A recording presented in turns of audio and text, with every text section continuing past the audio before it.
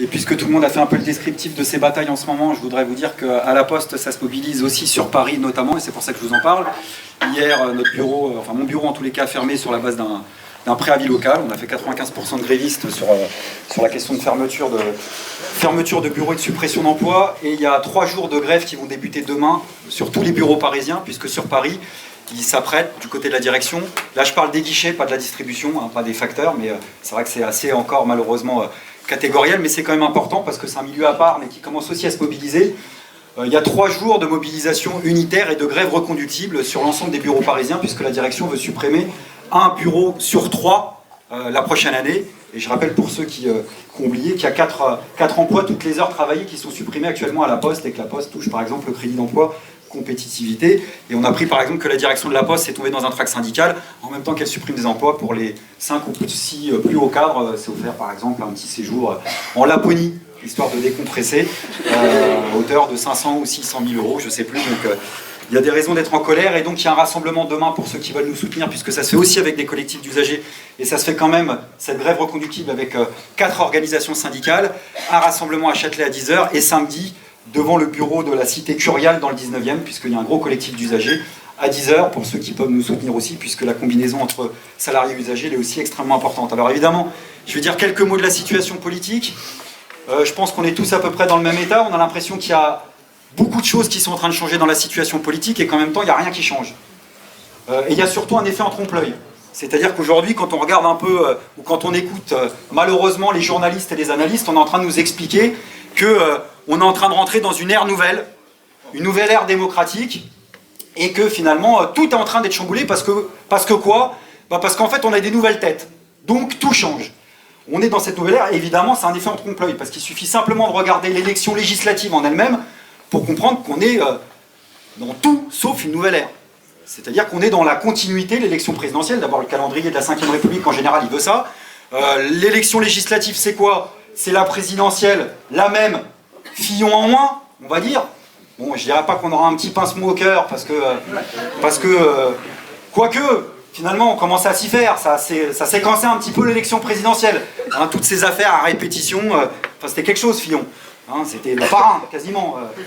Je rappelle pour ceux qui ont oublié que quand il rémunérait ses enfants, je sais plus si c'était 50 ou 60 000 euros, il n'oubliait pas de rétrocéder à ses propres enfants 30 ou 40 000 euros, c'est quand même pas rien. Donc on pourrait dire que ça nous manque. Mais il en reste quelques-uns. Valls, donc il y aura quelques suspens, par exemple, dans les législatives, savoir si Valls va tomber ou pas.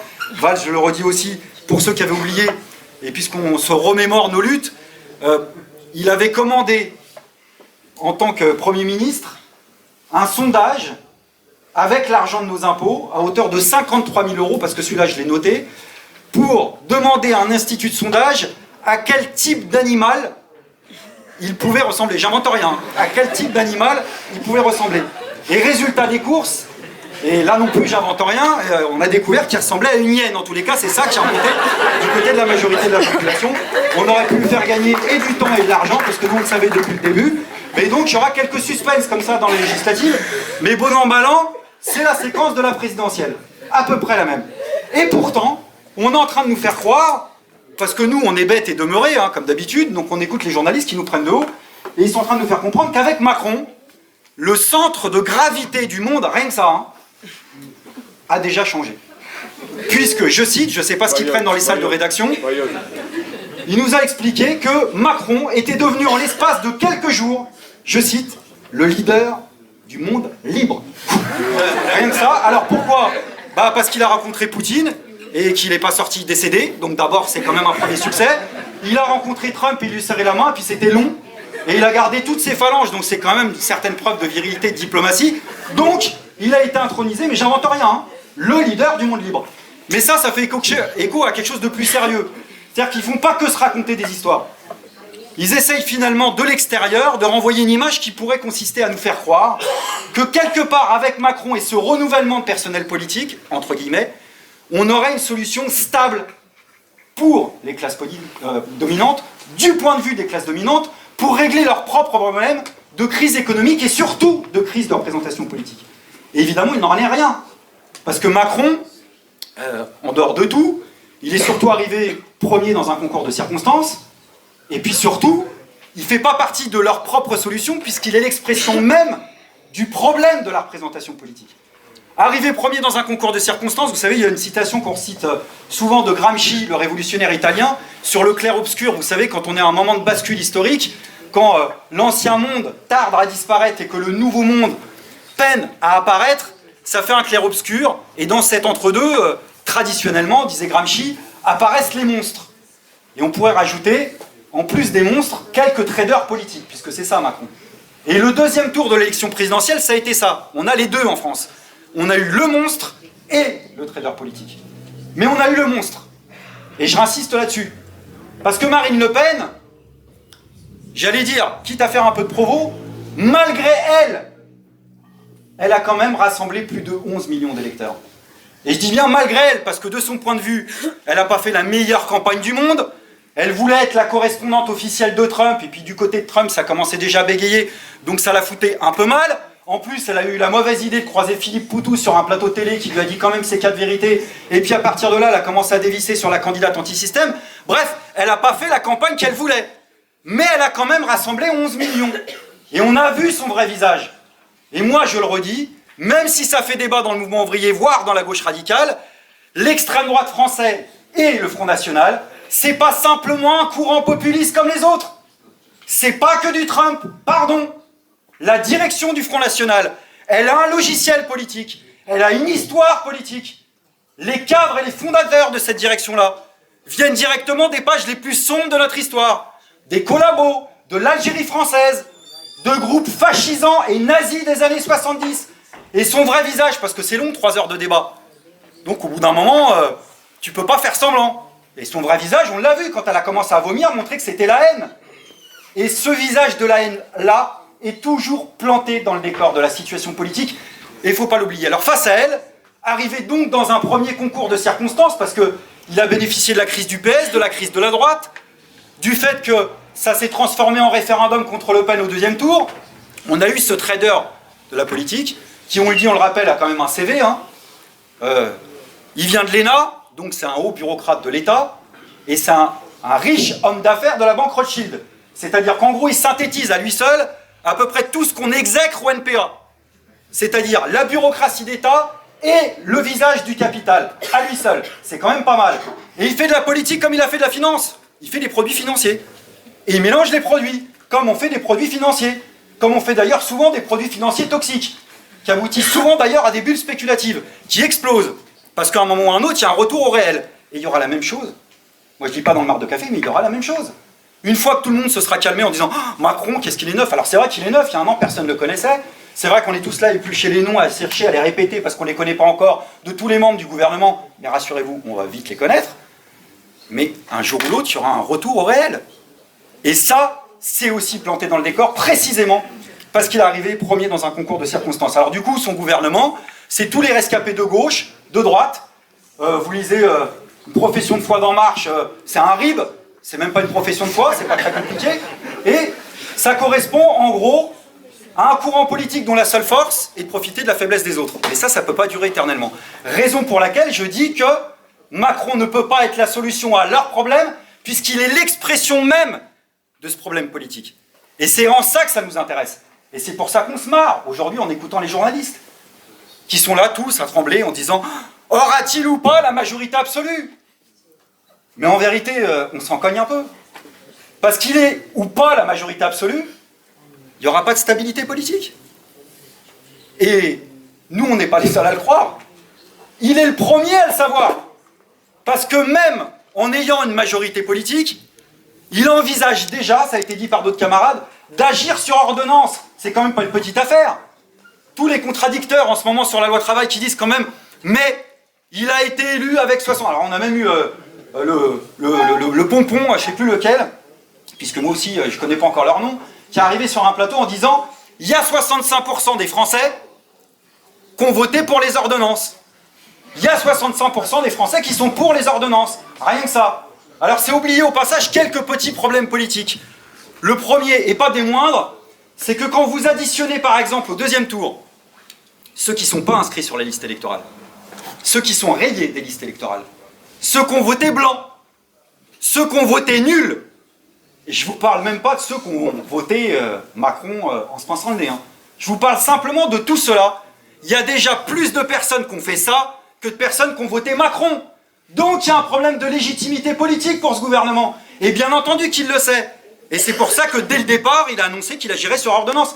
Et ordonnance, c'est pas une petite affaire. Alors nous, ça nous parle pas des masses, parce que, comment dire, on n'est pas des fanatiques des débats institutionnels. Mais c'est pas une petite affaire.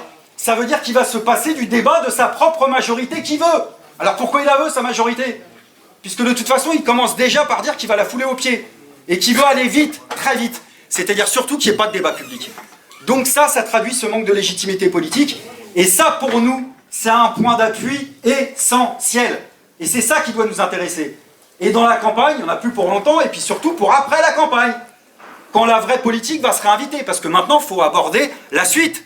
Et la suite, c'est quoi? C'est les enjeux sociaux et politiques de cette période-là. Alors, je le disais, on est tous un peu partagés. Et c'est vrai. L'enjeu, je le résumerai pour ceux qui n'ont pas eu l'occasion de le voir. Un magnifique film qui s'appelle I'm Not Your Nego. Pardon pour mon accent. Ouais, c'est pas très bon mon accent, mais j'essaye de le faire. Où il y a une phrase de Baldwin qui parle, en parlant des Blancs par rapport au racisme contre les Noirs, de l'état de mort émotionnelle. Elle est belle cette formule. Bah, l'enjeu, c'est qu'on sorte au plus vite du risque de mort émotionnelle par rapport au gouvernement. Parce que le gouvernement, pourquoi mort émotionnelle? Parce qu'on a un gouvernement qui vous tape sur la tête. Et quand on tape sur la tête, bon, nous, on est chaud bouillant comme la braise, il n'y a pas de problème. Mais autour de nous, il y a des gens qui disent ça vient de partout, on ne comprend pas, et puis comme ça commence déjà à parler dans une langue qu'on ne comprend plus du côté des directions du mouvement ouvrier, on se dit où on est. Et c'est ça le problème. Et l'enjeu politique, c'est une question de timing et de temps politique et social. C'est en effet, comme l'ont dit les camarades, dès maintenant, de dire on ne se laisse pas endormir. Et donc ça veut dire concrètement organiser la riposte sociale et politique contre Macron et son gouvernement, ici et maintenant, de façon large et unitaire. Et c'est pour ça qu'il y a de l'espoir. Parce qu'heureusement, il n'y a pas qu'au NPA qu'on est convaincu de ça. Il y en a plein dans le mouvement syndical, des militants qui le pensent. Dans le mouvement associatif, il y en a plein qui pensent ça. Dans les quartiers, il y en a plein qui pensent ça. Dans les luttes écologistes, il y en a plein qui pensent ça. Dans les luttes de la jeunesse, pareil. Dans les autres partis, il y a des tas de militants qui pensent ça. Au Parti communiste, au PG, à LO, chez les libertaires. Il y en a plein qui attendent une seule chose, c'est de se bastonner au plus vite contre Macron.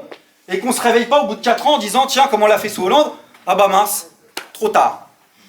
On est beaucoup à avoir déjà des fourmis dans les jambes, à vouloir réoccuper les places, à vouloir remanifester et faire grève. Et c'est ça qu'il faut organiser, pas tout seul dans notre coin, de façon large et unitaire. L'enjeu social, bah ça tombe bien. L'enjeu social, c'est pas nous qui le fixons. Puisque là, vous écoutez le débat sur la loi travail 2, alors il y a comme un parfum de déjà vu. Hein. C'est-à-dire les mêmes arguments, c'est pour créer de l'emploi, fluidifier, mais stop! À la limite, il ne faudrait même pas faire le débat. Le débat, il a déjà eu lieu. On était contre, on reste encore plus contre, parce qu'en effet, elle est pire que la loi travail normale, donc en effet, on est encore plus contre. Mais sauf qu'à l'époque, non seulement on s'est mobilisé pendant 4 mois, mais il y avait une majorité de l'opinion avec nous. Et cette bataille-là, on peut la regagner très très vite. Donc Macron nous dit, il y a un deuxième round. Pas de souci. Tu veux remonter sur le ring, on va remonter sur le ring. Et c'est ça qu'il faut dire entre nous. Et la situation, pourquoi elle est complexe? Parce qu'il y a à la fois de l'espoir et du ras-le-bol, et en même temps, il y a cette espèce de sentiment diffus du moindre mal. Alors là, on l'a senti au moment des élections, alors le moindre mal, moi c'est des trucs qui m'échappent à force, c'est peut-être l'âge, j'en sais rien, mais c'est tous les gens qui font des réflexions à 3 bandes. Alors c'est épuisant. C'est vraiment épuisant. Tous ceux au moment des élections, moi j'ai l'impression qu'à la fin, tellement je l'ai entendu, je m'appelais comme ça, c'était c'est Poutou qui a raison, mais... Je dis mais pourquoi mais... Ah mais Poutou il a raison, mais quoi? Bah mais... Je vais voter pour quelqu'un d'autre. Mais pourquoi? Bah parce que il y a moyen de faire autre chose. Et ce sentiment de délégation, du vote utile, il a joué à plein. À tel point, je vous dis qu'il y en a quoi. Bon, un jour, il faudrait simplement qu'il n'y ait plus de sondage pendant une élection. Ce serait cocasse. Que dès le début, il n'y ait plus de sondage. On avancerait à l'aveugle, c'est-à-dire on serait obligé d'envisager l'inconnu. C'est ça la politique. C'est de se dire, tu vas être le drame, on va être obligé, condamné de voter simplement pour ce qu'on pense. Parce que c'est ça qu'on a vécu. Et en même temps, il y a de l'espoir et du ras-le-bol. Et le ras-le-bol, nous, on l'a senti dans la campagne avec ce mouvement de sympathie à partir du carton qu'a fait Philippe à la télé, parce que ça allait au-delà de la punchline, hein, pardon de le dire. C'était un moment de lutte de classe. Et c'est ça qui était jouissif. Parce qu'il leur a dit leur cas de vérité. Et il l'a fait parce que les autres politiciens professionnels ne pouvaient pas le faire. C'est pour ça que c'est une démonstration politique qui traduit aussi le ras-le-bol et une attente. Mais au-delà de nos propres rangs, il y a eu de l'espoir politique, on ne peut pas dénigrer comme ça d'un revers de la main. La campagne de Mélenchon. Évidemment qu'il y a des tas de militants, il y a des milliers de personnes qui ont pris confiance, ou qui ont repris confiance dans leur force dans ces rassemblements. Nous, on n'était pas d'accord sur le drapeau bleu-blanc-rouge, parce que nous, notre drapeau à nous, il est rouge, et on en est fiers. Et on pense qu'il ne suffit pas simplement de ne pas participer à un mauvais casting des primaires socialistes pour avoir le rôle. Soit, mais n'empêche qu'on n'est pas abruti, on regarde que là-dedans, il y a quelque chose qui se passe. Et quel est l'enjeu? Même de ce point de vue-là, c'est que tous ceux qui ont pris goût à ça, s'il ne se passe rien après les élections. Imaginons par exemple, je ne veux pas casser l'ambiance, mais qu'il n'y ait pas de majorité absolue pour la France insoumise. La politique va continuer. Et il ne faudrait quand même pas que tous ceux qui ont pris espoir à ce moment-là, et ben cet espoir-là, ça soit des espoirs déçus et que ça aboutisse à rien. C'est vrai dans tous les secteurs sociaux, politiques, il faut les prendre. Donc nous, en effet, l'enjeu, c'est de répondre déjà pour agir et construire un front social unitaire, en partant de ce qui n'a pas marché. Benoît en a parlé notamment et d'autres camarades. C'est essentiel. Mais on est obligé d'en parler franco dans le mouvement social. Il y a eu des élections syndicales pour ceux qui ont suivi. C'est la direction de la CFDT qui est sortie gagnante. Et la direction de la CFDT, pour ceux qui ont oublié, en plus de tout, ça m'était resté en travers de la gorge, c'est celle qui appelait pour, je cite, déringardiser le 1er mai. Donc le 1er mai, il y a eu quand même des morts. Il y a des gens qui sont morts pour la journée de 8 heures. Et donc pour déringardiser le 1er mai, la direction de la CFDT, il y a 2 ans, a appelé par exemple les jeunes à faire des cours de yoga sur l'esplanade de l'Invalide. Donc quand on se dit ça, on se dit peut-être que la force de la CFDT, c'est plutôt la faiblesse du mouvement syndical qui a participé aux mobilisations. Et qu'est-ce qui nous plombe tous autant qu'on est? C'est qu'on a lutté, on était nombreux, et on n'a pas gagné. Donc la seule discussion, c'est pas nos fantasmes à nous de révolutionnaires, c'est de discuter de stratégies de lutte qui marchent. Et donc de façon conséquente et rationnelle, si en effet, plutôt que de nous emmener de nouveau, comme ça a l'air d'être parti pour 3, 4, 5 grandes journées de grande mobilisation, et se passer sur 5 ou 6 mois, pourquoi on n'en ferait pas dès le départ 3 consécutives? Comme ils ont fait en Guyane, en bloquant l'économie, en faisant la convergence des luttes, en faisant ce mouvement d'ensemble dont on crève depuis des années, du point de vue de l'efficacité des luttes. Donc ce round, il y a des camarades qui travaillent, il y a le Front Social qui va se réunir le 18 juin, il y a Copernic qui discute de la possibilité d'un appel unitaire. Je crois que nous-mêmes, au niveau politique, il faut qu'on ait la main tendue à tout le monde pour dire il faut se voir au plus vite. Ça, c'est une première perspective. Mais la deuxième perspective, elle est politique. Pourquoi? Parce que le gouvernement, il choisit la loi travail. Et la loi travail, c'est quoi? C'est de la lutte de classe en concentré. C'est une leçon de choses d'un point de vue politique. Pour leur camp à eux et pour notre camp à nous. Pour leur camp à eux, parce que la loi travail, c'est pas simplement un précipité de lutte de classe, parce que c'est le rapport capital-travail dans son excellence. C'est au-delà de ça. C'est une classe dominante qui repart à l'offensive pour obtenir plus de richesse et plus de pouvoir. C'est-à-dire une classe dominante qui fait de la politique et qui discute de choix stratégiques. Ce à quoi, dans notre propre camp, on devient de plus en plus incapable de faire. Donc s'ils veulent faire ça, eh ben, il faut mettre en avant, en plus de nos perspectives d'action, un programme, ça a été dit, qui permette à la classe salariale, aux couches populaires, au monde du travail, d'avoir plus de richesse et d'avoir plus de pouvoir, parce que les deux vont ensemble. Et je dis bien, les deux vont de pair. Parce qu'on a entendu, pendant la campagne, chez Hamon, chez Mélenchon, en effet, des discours à gauche qu'on n'avait pas entendus depuis super longtemps. Alors c'est vrai que c'est agréable. Quand on entend dans un meeting de masse, faut mettre le pouvoir des banquiers à genoux. Ouais, ça fait longtemps qu'on n'a pas entendu ça. Le problème, c'est qu'il faut expliquer comment. Parce que si tu dis pas comment tu le fais, tu racontes des histoires aux enfants. Tu dis comme aux autres, votez pour moi, moi je vais pas vous la faire à l'envers, moi je vais aller voir le Capital, je vais lui faire un grand tour à la Kamel le magicien, je vais lui dire Capital, fixe ma main droite, fixe là, je viens d'être élu, le Capital va fixer la main droite et pendant ce temps-là avec ma main gauche, je vais rentrer dans la poche du Capital et je vais détrousser le Capital de quelques dividendes et de quelques profits. Et le Capital se bourre, s'est laissé détrousser, nous permet de revendiquer notre plan de mesures d'urgence sociale et démocratique, et hop, ça continue tranquillement. Dans la vraie vie, ça se passe pas comme ça. T'es élu, tu vas voir le Capital et dis j'ai vu ta main droite, j'ai vu ta main gauche, tu vas les remettre dans tes poches. Parce qu'ici, moi, je possède tout. Et tu vas prendre ta pelle et ton seau et tu vas faire comme tous les autres gouvernements.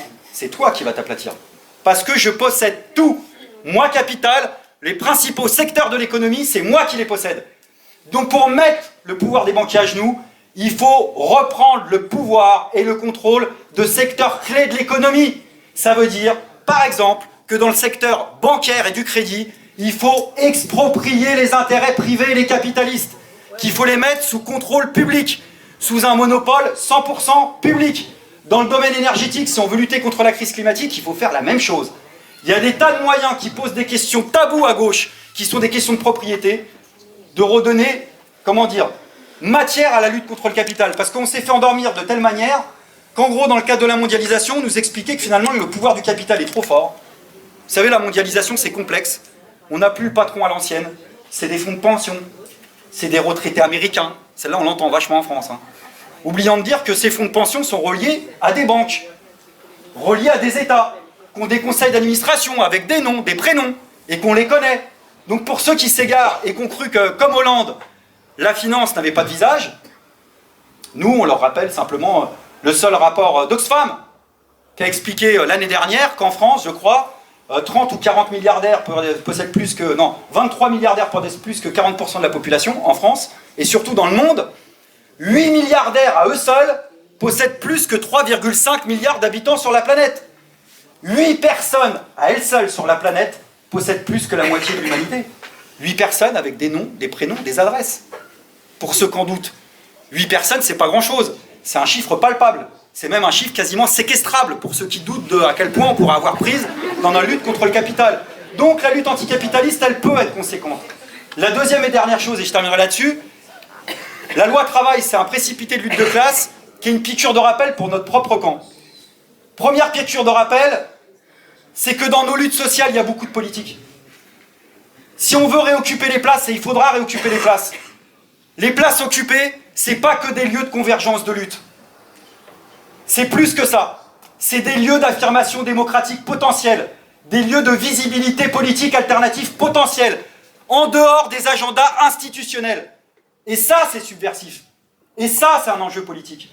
Parce que ça rejoint ce qu'on cherche à faire, y compris, et pas seulement au moment des élections. C'est de dire à notre propre camp social, mais le problème, c'est nous.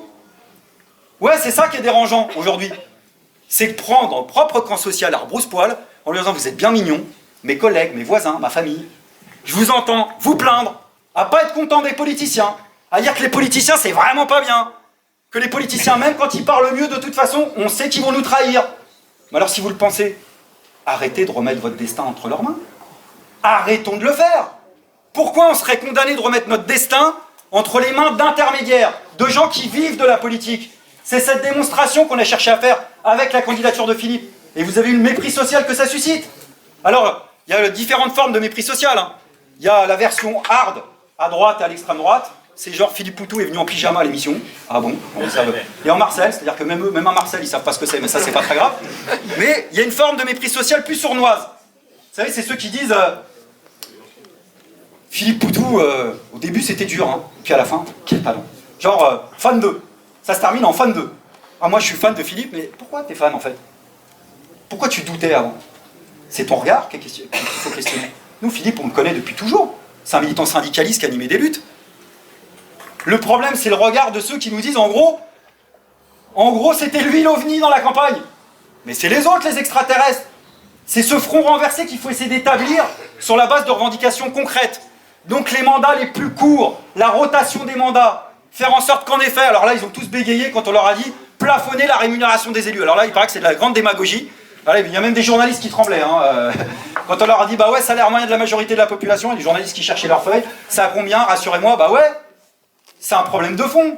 Si vous avez un mandat et que vous êtes mandataire, qu'est-ce qui justifie que vous puissiez gagner plus d'argent que ceux que vous êtes censés représenter? Il est où le problème? C'est un principe démocratique de base et qu'on a essayé d'amener ça en plus de la révocabilité et de trois autres péricoles qui vont de pair. Et la dernière chose en termes de piqûre de rappel, je vais essayer de la dire en me calmant, mais parce que j'ai le sujet un petit peu, comment dire, à fleur de peau sur ces questions-là, c'est que quand on parle de loi travail, on parle typiquement de ce qui potentiellement peut protéger ou non la classe ouvrière. Et ce qui protège potentiellement ou non le monde du travail et le prolétariat, ce sont des droits, camarades, et sûrement pas des frontières géographiques.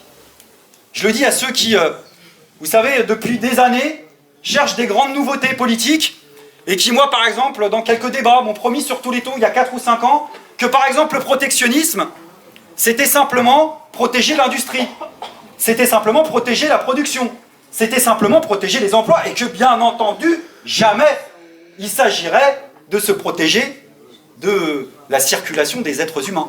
Et puis, on y arrive. Le micro qui vous est tendu, et pas des moindres, devant des millions de personnes, en pleine campagne électorale, vous en venez à expliquer que finalement les flux migratoires sont plus contrôlables, que les travailleurs détachés prennent le pain des nationaux, que vous êtes plus pour la liberté de circulation. Camarades, je vous le dis, l'internationalisme, c'est un beau drapeau. Il est peut-être pas à la mode, mais c'est un beau drapeau. Il y a des générations entières qui se sont battues pour le dresser. Il y en a qui en sont mortes pour le dresser. C'est pas pour le voir bafoué, piétiner, histoire de grappiller quelques voix au moment des élections. Ce drapeau-là, c'est à nous et à quelques autres de le dresser. Pour dire qu'en effet, on est fiers, nous, au NPA, d'affirmer qu'on a plus de points communs avec des retraités grecs qu'avec un quelconque capitaliste français. Parce que cette frontière, c'est une frontière de classe et c'est la seule qu'on reconnaît. Et cette dose d'internationalisme, on va la revoir, y compris dans les luttes sociales dont on aura besoin à partir de demain. Parce qu'au-delà de nos frontières, il y a ce combat qu'on mène ensemble contre l'objectif principal, qui est ce système qui crée la misère, le racisme. Et le racisme n'est pas terminé. Regardez les petites vannes encore que vient de nous sortir Macron, par exemple sur les Comoriens, ça en dit déjà long. Ça produit des guerres, ça produit le chaos climatique, ça produit la crise politique. Et bien ce système-là, nous on a le défaut de croire qu'on ne peut pas le réformer. Tous ceux qui nous disent vous êtes des utopistes, et qui nous disent votez pour nous, nous on va l'adoucir, on leur dit vous êtes des doux rêveurs. Par contre, si être rêveur, c'est chercher ensemble à imaginer ce que pourrait être une autre société demain que la société capitaliste, alors cette part de rêve, on l'assume, quel que soit le nom qu'on lui donne, que ça soit le communisme, comme c'est ma part, que ça soit le socialisme, l'écosocialisme, l'autogestion libertaire, peu importe. C'est ceux-là et celles-là qu'on veut rassembler dans les prochaines semaines. Et je voudrais terminer sur une citation un petit peu optimiste, je l'avoue, mais elle est quand même agréable, d'un révolutionnaire, alors là pour le coup anarchiste, qui s'appelait Durruti, dans la Révolution espagnole, et qui disait la chose suivante: nous n'avons pas peur des ruines, nous sommes capables de bâtir nous aussi. C'est nous qui avons construit les palais et les villes d'Espagne, d'Amérique et de partout.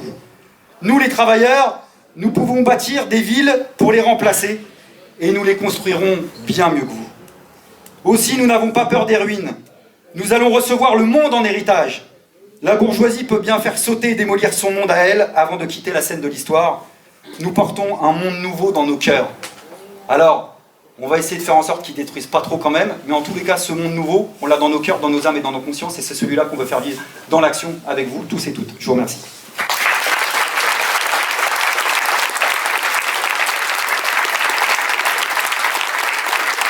Dans la 9e circonscription de Paris, votez Benoît Chazeran et Elsa Marcel. Votez les candidats du NPA.